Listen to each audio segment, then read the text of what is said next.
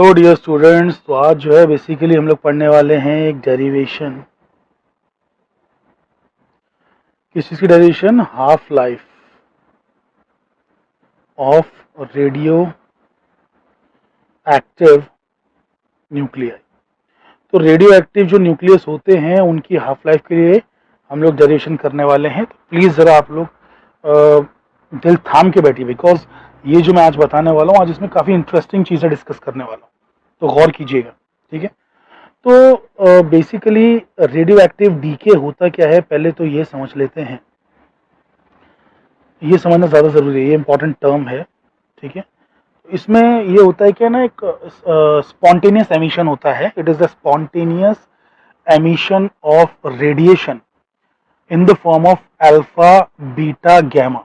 ठीक है, तो स्पॉन्टेनियस एमिशन है। ठीक है, it is the phenomenon of spontaneous emission of radiation in the form of alpha beta gamma to attain the higher stability, to attain higher stability। Actual में होता यह है कि कुछ न्यूक्लियाई ऐसे होते हैं कि उनके अंदर जो न्यूक्लियॉन्स का नंबर है वो काफी ज्यादा हाई होता है और उसकी वजह से वो बाइंडिंग एनर्जी कर्व के काफी एंड में लाई करते हैं और स्टेबिलिटी की उनकी जो मतलब बाइंडिंग एनर्जी पर न्यूक्लियॉन की जो उनकी वैल्यू होती है वो स्टेबल न्यूक्लियस के कंपैरिजन में थोड़ी सी कम होती है। तो उनको बाइंडिंग एनर्जी पर न्यूक्लियॉन जो है बढ़ाना होता है, तो उस वजह से उनको अल्फा बीटा गैमा टाइप की चीजें एमिट करनी होती हैं ताकि उनके अंदर से न्यूक्लियॉन का नंबर थोड़ा कम हो। प्रोटॉन और न्यूट्रॉन, न्यूक्लियॉन, जैसे हम इंडिया में रहते हैं तो भाई एक राहुल है एक विशाल है, दोनों इंडियंस हैं क्योंकि रहते हैं इंडिया में, तो वैसे एक प्रोटॉन और एक न्यूट्रॉन, ये दोनों रहते हैं न्यूक्लियस में, तो इन्हें न्यूक्लियॉन्स कहेंगे, न्यूक्लियंस नहीं न्यूक्लियॉन्स कहेंगे। ठीक है, तो यह याद रखिए। तो बेसिकली जो न्यूक्लियॉन्स का नंबर है उन्हें घटाना है ताकि वो बाइंडिंग एनर्जी कर्व को क्लाइम कर सकें। तो इसलिए वो क्या करते हैं, अपने अंदर अल्फा बीटा गैमा फेंकते हैं। तो जो स्पॉन्टेनियस एमिशन होता है, स्पॉन्टेनियस एमिशन का मतलब ये है कि खुद से हो जाना, उसको कोई स्टिमुलस की रिक्वायरमेंट ना होना, उसे कोई धक्का मारे, उसे कोई हीट करे या उसको इलेक्ट्रिक फील्ड अप्लाई करे, तो ये सब चीजें नहीं, उसके बिना ही जो अपने आप ही एमिट कर दे बेसिकली एलिमेंट, तो वो जो कर रहा है वो स्पॉन्टेनियस एमिशन कर रहा है। ठीक है, मतलब उसको किसी भी तरीके का एक्सटर्नल स्टिमुलस की जरूरत नहीं है। तो स्पॉन्टेनियस एमिशन किस चीज का? रेडिएशन का। रेडिएशन किस रूप में? अल्फा बीटा गैमा के रूप में, to attain the higher stability, ताकि हायर स्टेबिलिटी अटेन कर सके, उसे कहते हैं radioactive DK.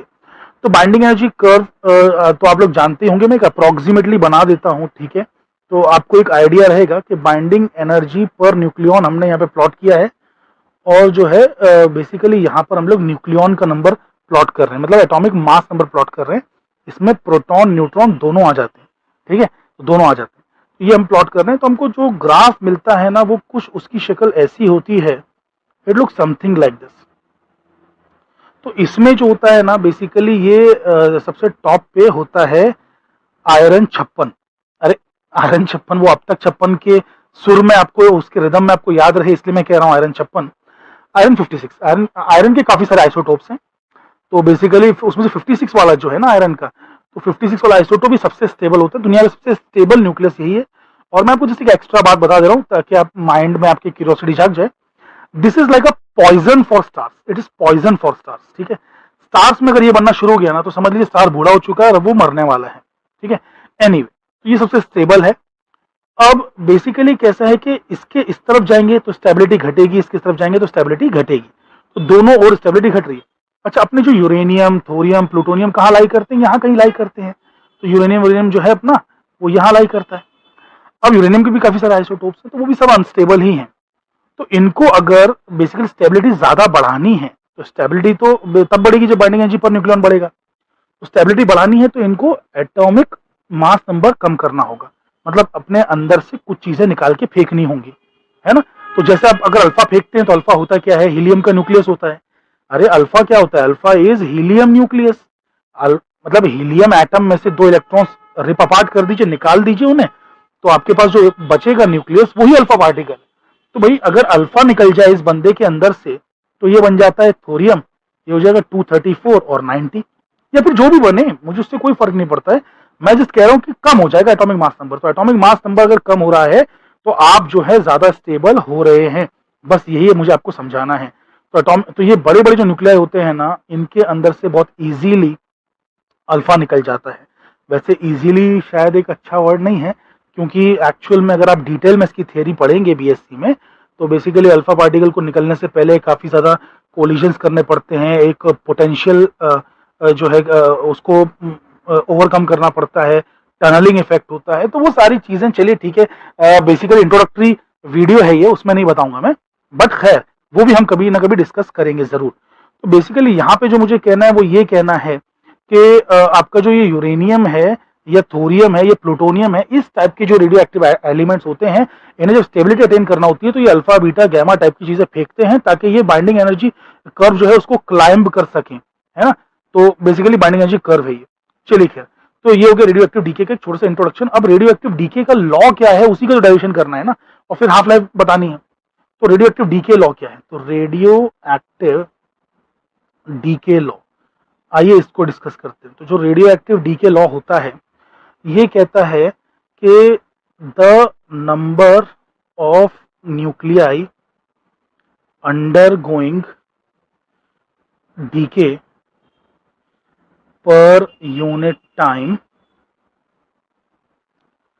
is directly proportional to number of parent undecayed nuclei present at that time। तो बड़ा ही विचित्र सा लॉ है, बहुत ही अजीब है कि ये कह रहा है कि जो नंबर ऑफ न्यूक्लियस से जो डीके हो रहे हैं, चलिए मान लेते हैं डीएन लोग डीके हो रहे हैं कितने टाइम में, डीटी टाइम में, तो the number of nuclei undergoing decay पर यूनिट टाइम, है ना, is directly proportional to number of parent undecayed nuclei. Parent nuclei मतलब अनडीकेड न्यूक्लिया ही होंगे, तो ये दोनों वर्ड एक साथ जरूर लेने की जरूरत नहीं है, एक ही वर्ड है, टोटोलॉजी टाइप का है, फिगर ऑफ स्पीच। एनीवे, तो पेरेंट न्यूक्लिया है या अनडीकेड न्यूक्लिया है प्रेजेंट एट दैट टाइम, तो उस टाइम पर जो नंबर ऑफ न्यूक्लियस प्रेजेंट है उस पर निर्भर करता है। अरे मान लीजिए कि एक सेकंड के अंदर 10 न्यूक्लियस डीके हो गए, ठीक है, और बेसिकली थे पहले 100, तो 100 से हो गए 90, है ना, तो 90 प्रेजेंट है ना, तो दीज आर डीकेड, इनको ध्यान नहीं देना है, ध्यान किस पे देना है, ये अनडीकेड है, यही पेरेंट वाले हैं। पेरेंट वाले क्यों, क्योंकि भैया ये तो डॉटर बन चुके हैं ना, ये कुछ और बन चुके हैं, जैसे यूरेनियम डीके हुआ तो थोरियम बन गया या प्लूटोनियम बन गया, अनडीकेड जो यूरेनियम है ना उसको देखना है। तो जो अभी रेट ऑफ डीके होगा ना डीएन बाई डी वो प्रोपोर्शनल किसको होगा, 90 जो है ना उसको प्रोपोर्शनल होगा। 100 जो थे नंबर वो तो ओरिजिनल नंबर था, उसको नहीं होगा, जो बचा है ना उस पर रेट डिपेंड करेगा, जो बचा है उस पर डिपेंड, और जो डीके होगा उस पर भी डिपेंड नहीं करेगा, क्योंकि वो तो कुछ और बन चुका है, वो तो यूरेनियम रहा ही नहीं, तो यूरेनियम की तो बात ही नहीं, मतलब उसकी तो बात चलेगी नहीं ना, यूरेनियम की बात करना है हमको। तो कहने का मतलब है कि ये जो रेट है बेसिकली डिपेंड करेगा कि नंबर ऑफ न्यूक्लियाई कितने प्रेजेंट है एट दैट टाइम, ठीक है, तो ये बात जरा याद रखिए। तो अब आप खुद भी लॉजिकली सोच सकते हैं कि ये रेट जो है कम होने वाला है। क्यों कम होगा, क्योंकि पहले देखिए 100 लोग थे, तो रेट ऑफ डीके जो था बेसिकली 100 लोग पे डिपेंड कर रहा था, इट वॉज प्रोपोर्शनल टू 100, बड़ा नंबर है तो फास्ट होगा डीके, है ना, डीके फास्ट होगा। अब जब बचे 90 लोग तो रेट ऑफ डीके 90 पे डिपेंड करेगा, और जब बचेंगे बाद में लेट से 80 या 70 या वॉटेवर लोग, तो उस पर डिपेंड करेगा, तो रेट कम हो रहा है, यानी कि सेम टाइम में अब कम लोग डीके करेंगे। तो यानी कि पहले अगर एक सेकंड में 10 लोग डीके किए थे, तो अब उसी एक सेकंड में, मतलब आगे जाके जो एक सेकंड और आएगा उस एक सेकंड में 10 लोग ना डीके होके 8 ही लोग डीके करेंगे, फिर आगे के 1 सेकंड में 6 ही लोग डीके करेंगे, है ना। तो ये इस तरीके का। अच्छा, ये जो लॉ है ना, ये बेसिकली एक स्टैटिस्टिकल लॉ है।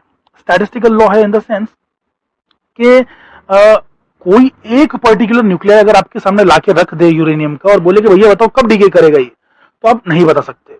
ये हो सकता है उसी वक्त डीके कर जाए, हो सकता है 2 दिन बाद डीके करे, या हो सकता है 4 करोड़ साल बाद डीके करे, आप नहीं कह सकते ये कब डीके करेगा। लेकिन इन जनरल जब आप एक सैंपल उठाओगे तो उसमें अप्रोक्सीमेटली कुछ फिक्स नंबर ऑफ न्यूक्लियाई है, वो फिक्स टाइम में डीके करेंगे।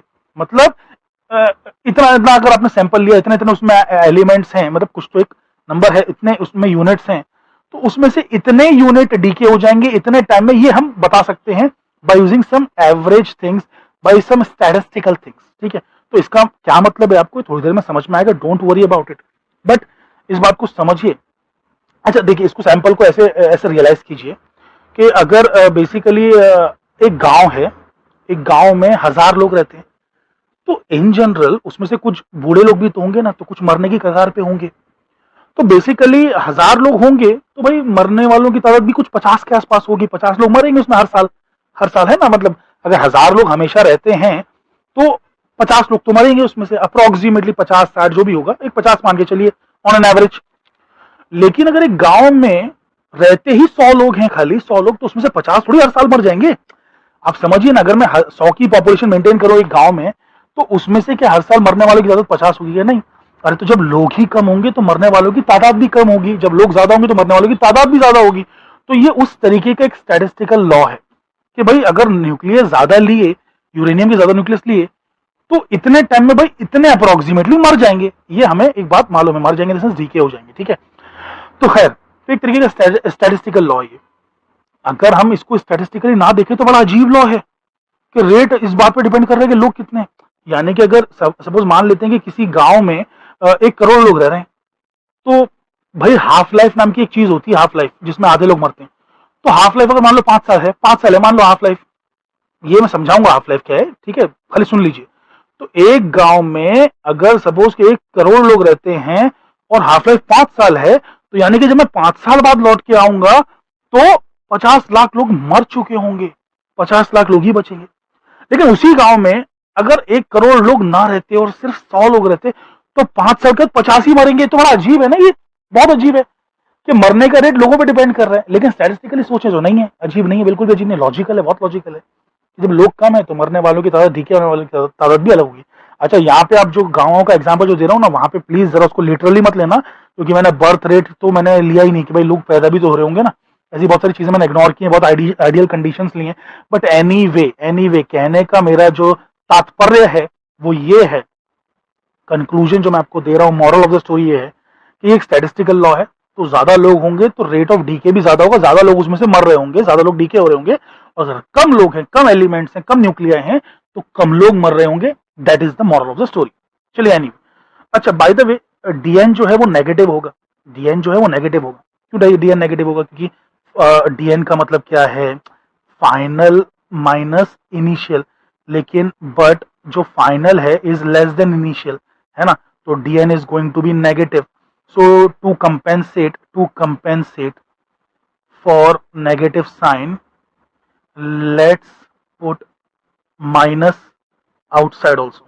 तो बेसिकली माइनस लगा देंगे, तो minus dn by dt is proportional to n. आप बोलेंगे सर कंपेंसेट क्यों करना था? Because rate is always positive, because rate is a positive quantity.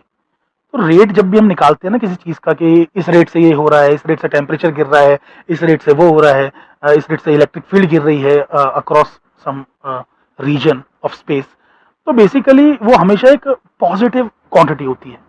तो इन जनरल हमें रेट को पॉजिटिव ही रखना है, इसलिए बिकॉज में माइनस साइन आने वाला है तो वो कंपेंसेट करने के लिए हमने माइनस बाहर लगा दिया।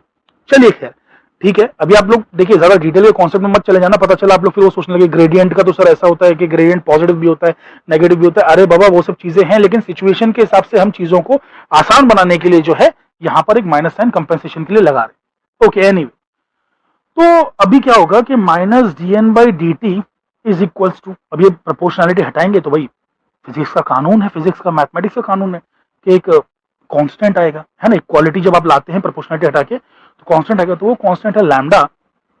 तो बेसिकली लैम्डा मैंने यहाँ पे लगा दिया, इसको लैम्डा को कहते हैं डिसइंटीग्रेशन कांस्टेंट, या फिर कह सकते हैं डीके कांस्टेंट, जो भी आप कहना चाहें, ये कांस्टेंट है, ठीक है। तो it is constant for a particular nuclei. हाँ, ये हर एक के लिए सेम नहीं है, it is same for one particular nuclei but different for different types of nuclei. अगर आपने यूरेनियम लिया तो उसके लिए लैम्डा अलग है, आपने थोरियम लिया तो उसके लिए लैम्डा अलग है, ठीक है। हर एक का लैम्डा डिफरेंट होगा, लेकिन एक पर्टिकुलर तरीके के न्यूक्लियाई के लिए सेम होगा, ठीक है। तो अगर आपने कार्बन 13 लिया तो कार्बन 13 का lambda is different than carbon 14 का लैम्डा। अगर आपने यूरेनियम 238 लिया उसका lambda is different than uranium 235 का लैम्डा, है ना, and that is even more different than the let's say thorium 234 का लैम्डा। तो what I am saying is कि भाई ये सारे लैम्डा ना हर एक न्यूक्लियर के अलग अलग होते हैं, ठीक है। ओके, तो ये आ गया। अच्छा चलिए, अब भैया इसको इक्वेशन भी तो बनानी है, इक्वेशन बनाना पड़ेगी ना। तो ये तो इक्वेशन जैसा मजा नहीं आ रहा है बेसिकली। तो इसको हम क्या करेंगे कि थोड़ा सेग्रीगेट करेंगे ना, सेपरेशन ऑफ वेरिएबल्स करेंगे। तो वेरिएबल सेपरेबल मेथड कहते हैं इसे फॉर्मली मैथमेटिक्स में। तो उसके हिसाब से हम इसको इंटीग्रेट करेंगे। तो यहाँ पे क्या कर देंगे ना, डी एन बाई एन ले लेंगे equals to minus lambda d t ले लेंगे। अरे भाई एन नीचे ले आइए और डी टी उधर ले जाइए। तो सेम सेम जो चीजें हैं वो साथ में रखते हैं, ठीक है। तो हमने ऐसा करके कर दिया, we are separating this thing. अब वेरिएबल सेपरेट मेथड इससे इंटीग्रेशन करेंगे। ओके, तो इसका इंटीग्रेशन हो जाएगा log n to the base e, natural log basically. ये क्या है, एल एन एन है, ठीक है। तो लॉग टू द बेस ई है, और फिर ये हो जाएगा माइनस लैम्डा टी प्लस एक कांस्टेंट जनरेट होगा। बिकॉज कांस्टेंट क्यों आता है, जब हम लिमिट के बिना इंटीग्रेशन करते हैं तो कांस्टेंट आता है, लिमिट वाले में कांस्टेंट नहीं आता है, ठीक है। चलिए ये हो गया। अच्छा, अब इनिशियल कंडीशंस यूज करते हैं। तो यूजिंग इनिशियल कंडीशंस, तो इनिशियल कंडीशन इस्तेमाल करेंगे। तो जब टाइम जीरो था तो हमारा एन कितना था, एन जीरो। अरे एन जीरो क्या है, ओरिजिनल नंबर ऑफ न्यूक्लियाई। अच्छा नाउ लिसन वेरी केयरफुली। कुछ लोग यहाँ पे भी मिस्टेक करते हैं ओरिजिनल नंबर को समझने में, इनिशियल नंबर को समझने में।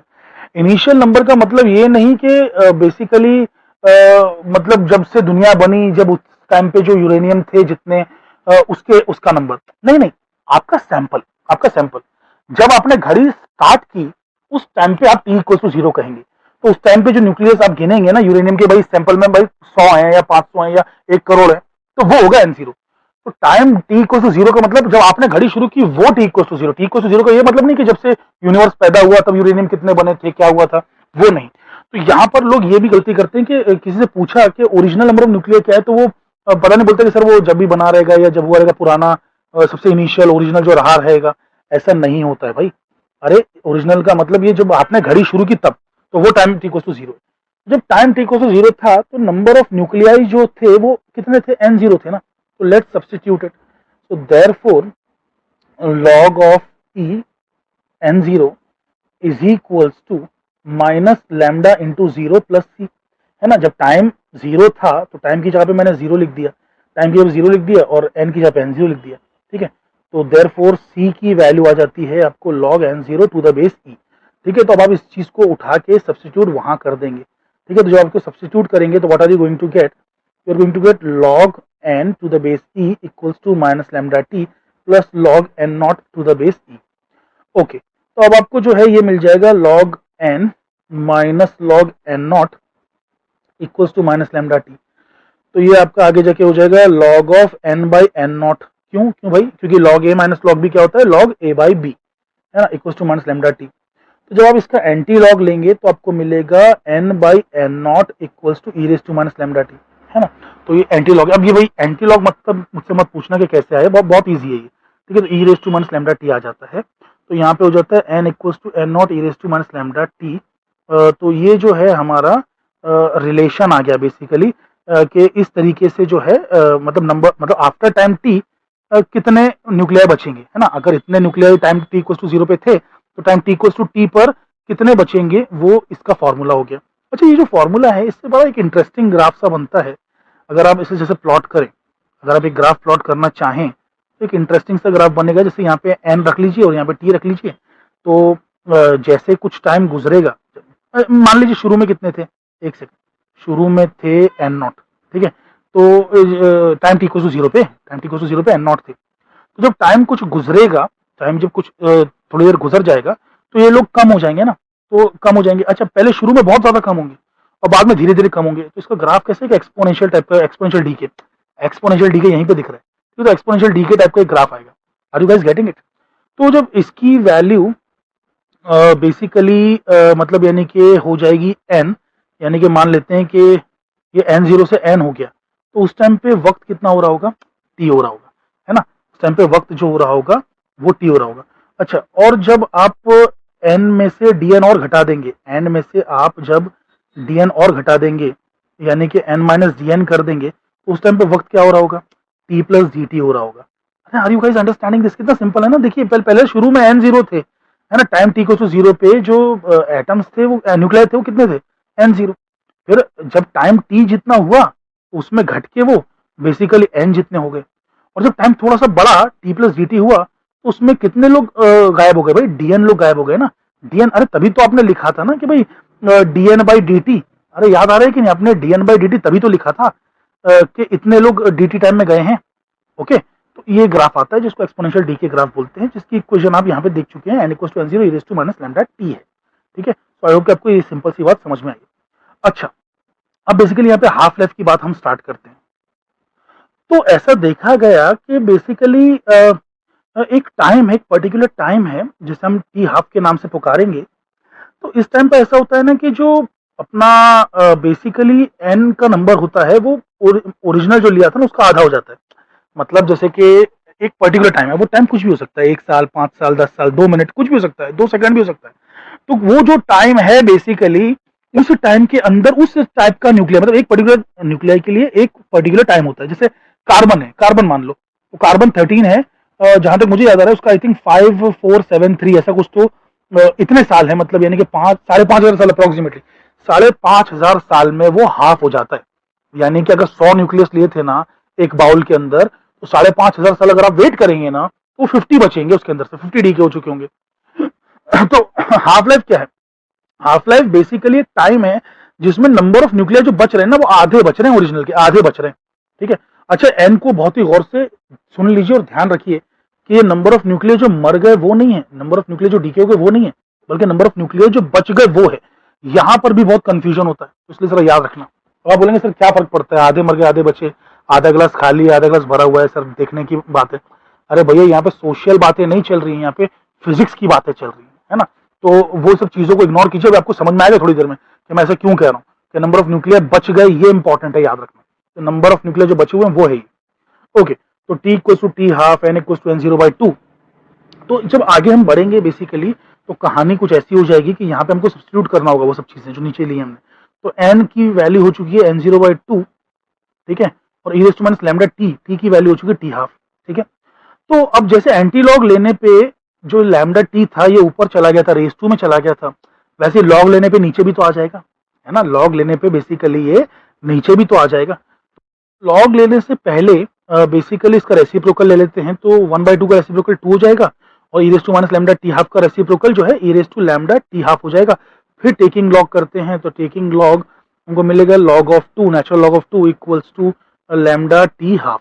ठीक है, तो बेसिकली जो टी हाफ है उसकी वैल्यू आ जाएगी log 2 by lambda, and natural log है ये नेचुरल लॉग है, ये अपना log 2 द बेस 10 नहीं है, तो इसकी वैल्यू जो है 2 की वैल्यू 0. मतलब log 2 की वैल्यू 0.3010 नहीं आएगी, इसका नेचुरल लॉग में, आप नेचुरल लॉगरिथम में देखिए तो वहां पे जो इसकी वैल्यू है वो आती है 0.693 by lambda. So T half जो है एक टाइम है जिसमें जो है बेसिकली मतलब वो इतना टाइम है, वो डी के कॉन्स्टेंट से ऐसा रिलेटेड है, और इसमें जो है क्या होता है कि बेसिकली आधे नंबर ऑफ न्यूक्लियर जो है वो डीके हो जाते हैं।